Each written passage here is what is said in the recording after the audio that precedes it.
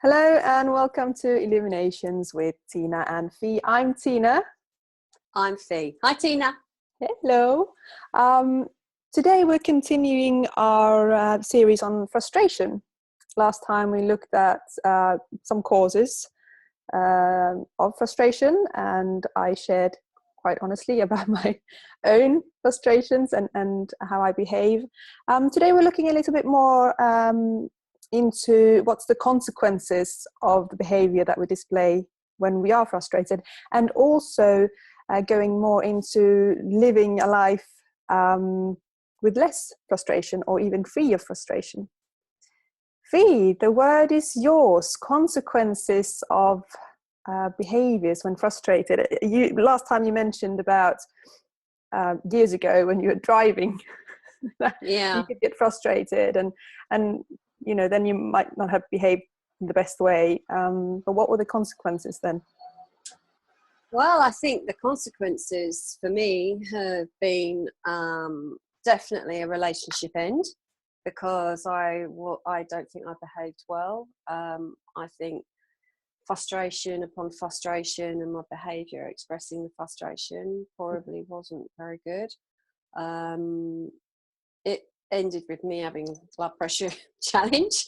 So physically there were consequences definitely of living a life feeling frustrated quite a lot. So I think, damage to relationships, which you mentioned with your daughter, and also physical health, you know, living a life of frustration. It's so, when you were talking last time, it really struck me, this building, you know, and all that is just kept in. It's so kind of unhealthy, isn't it? So trapped and in there, and it's got to come out somehow. And you let it out eventually with your pressure cooker going off. But actually, you know, how long is it in the body, and what is all that negative energy? Where does it go? Well, obviously, with me, my blood pressure, you know, went up. So I think that's for me consequences, probably. Misunderstandings maybe with people, having to say sorry quite a bit, you know, which then adds in a bit of guilt, maybe even shame, kicking off. So more self-judgment, you know, like the cycle. Interesting.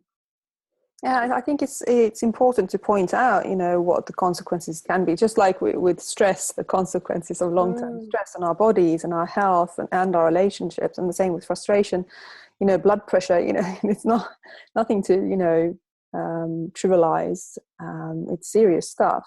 And for you, a whole relationship breaking down. Those are big consequences. Yeah, definitely.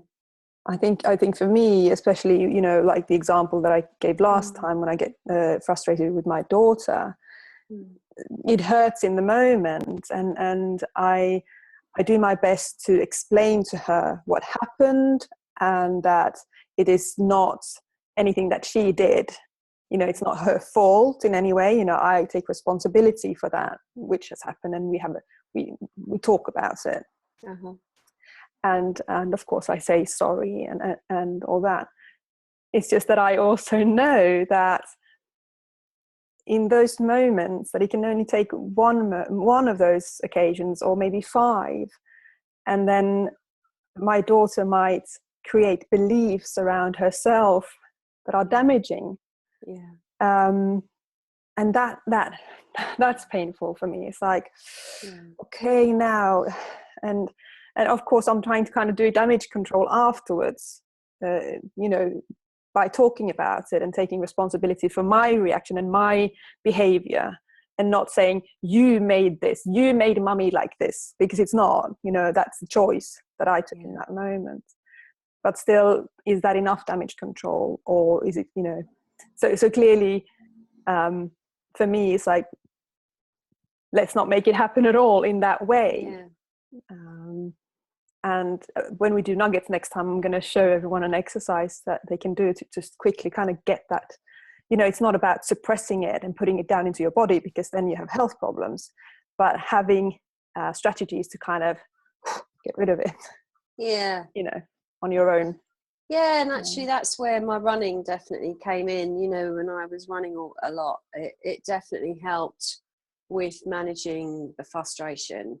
And that's just interesting, isn't it? So maybe, I've just had a light bulb. Maybe not running actually isn't so disastrous at this point, because I don't have the frustrations to run off.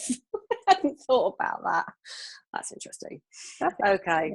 And for me, when we started thinking about this, and I thought, frustration, what am I going to do for 2 sessions? But actually, when I sat down and thought about it, I think 2 things have really helped with me. And one of them is a belief that I did get from Brené Brown. Will we ever do one without Brené being mentioned anyway? Which is, and this has truly helped with my frustration with others, is everyone is doing the best they can.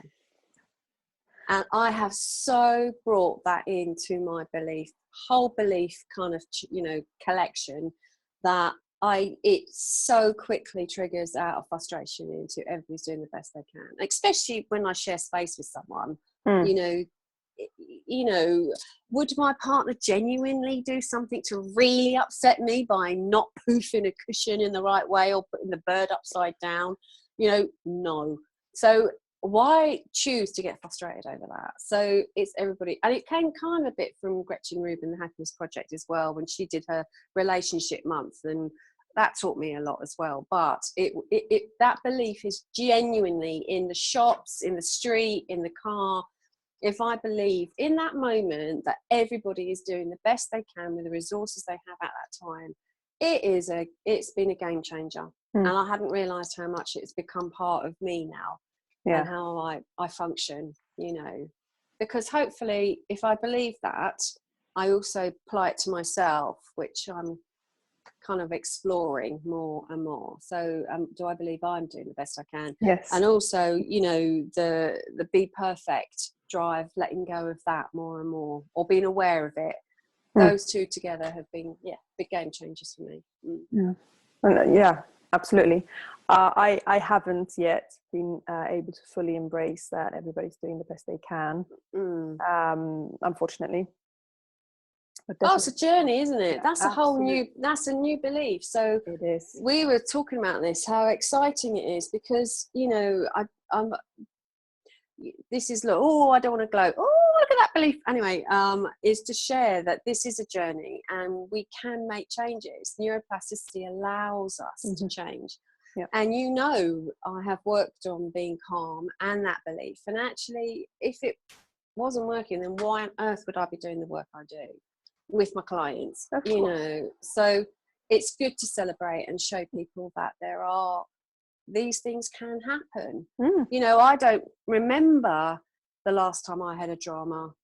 I really can't. So, and I used to have a drama because it was part of the way you did it, but that's a habit formed a lifetime and beyond, because you kind of take on those kind of behaviors or habits from your parents, and then kind of go, this is we need to have drama in our lives, otherwise we're not feeling life or something like that.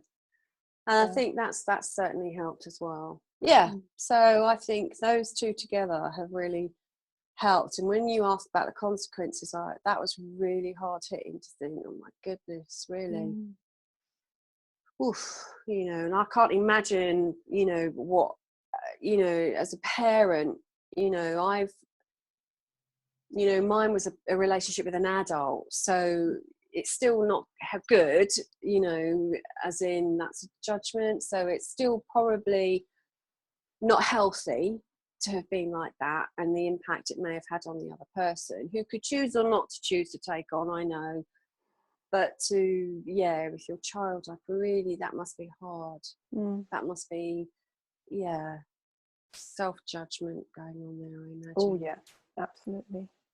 So brave for you to talk about, Tiina, because I'm sure there are loads of mums and dads who have frustration and have, gone from 0 to 60 and let it out. Yes. I'm certainly not alone in that. Absolutely not. I was thinking about this whole thing about having less frustration in life, and how to, if somebody feels that they're experiencing a lot of frustration, they would like to wake up in the morning and not feel that frustration.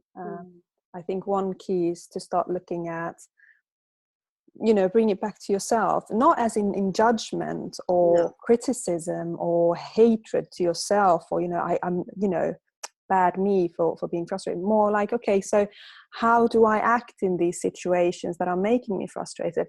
And actually, do I know what is actually making me frustrated? Because very often the situation we're standing in front of when we blow has got nothing to do with our actual frustration. And it's like, okay, so what am I actually frustrated about?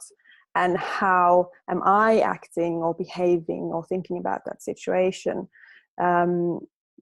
For me, I was extremely frustrated at one point with a job I had, and had a particularly, how should I term this? A boss who might have been better off not being a boss. His talents lay in other things. Unfortunately, he also took out his frustration on his staff in a very detrimental way. And of course, this built up my own frustration in that workplace, which, I pushed it down and pushed it down and pushed it down. And, daily tummy aches at work, for example. Right. And it was very easy to blame him all the time for how I was feeling and my frustration. Whereas now maybe I would look at it differently. Okay, how do I behave? How do I allow other people to treat me? Yeah. I didn't stand up for myself. I did not say, this is enough. This is not right. And if I'm going to be treated like this, I cannot work here anymore. And I didn't do that. Eventually I left, but I never spoke those words. And that was, my responsibility to kind of create those boundaries and say, no, you don't treat me like that. It's not, So it really is kind of like, okay. And I'm not saying that it was my fault that he behaved like that. Absolutely not. And I'm not saying that I was inferior or it was silly of me or anything like it. That's the way it happened. But it's just a learning and kind of knowing, okay, I didn't have boundaries. I didn't have that self-respect, maybe. Yeah, that's really interesting. And I think, I wonder whether if people start to notice when they're getting frustrated, what are the triggers to frustration? Are there smaller, lower lying, and actually, is frustration really about the other person, or is it actually about frustration with ourselves? I think that's a really interesting point, and I think that sometimes we like to blame out when actually, it's about shining the light back a bit and seeing, well, actually, what is really the frustration about it? Now, that's not negative, because that's really positive, because as you said, I think in the first episode, that means you can change it. You can change it, which is magical, because it's about locus of control, the old psychology term. And if you feel the locus of control is out and you put it out, then I'm not surprised one lives a life of anxieties and frustrations and goodness knows what. But if you bring the locus of control back to you, even though it's really hard to know and accept that you are responsible for, your own locus of control, it's actually also very empowering once you get over the, oh my goodness, really? All this frustration, and actually it's more probably with myself than actually with the person, the driver, the dog, whatever, the child, so that's really interesting. That's quite a powerful thought, actually. And I think also to have that kindness and compassion with yourself. Okay, so I have chosen to lead a life full of frustration this far until this point. I've learned now, I know that another way is possible. I didn't know that before. Now I can make a change. I've learned something. Just like you would with somebody else, and go, okay, you didn't know that. You can make a change now. Just kind of treat yourself the same. So what do you think the relationship, when I know we're probably getting near time. Oh, we are. Gosh, we're on time. Oh, I'll just throw this out then. So, and then we'll have to let it out, just hang. So the relationship then between frustration and stress.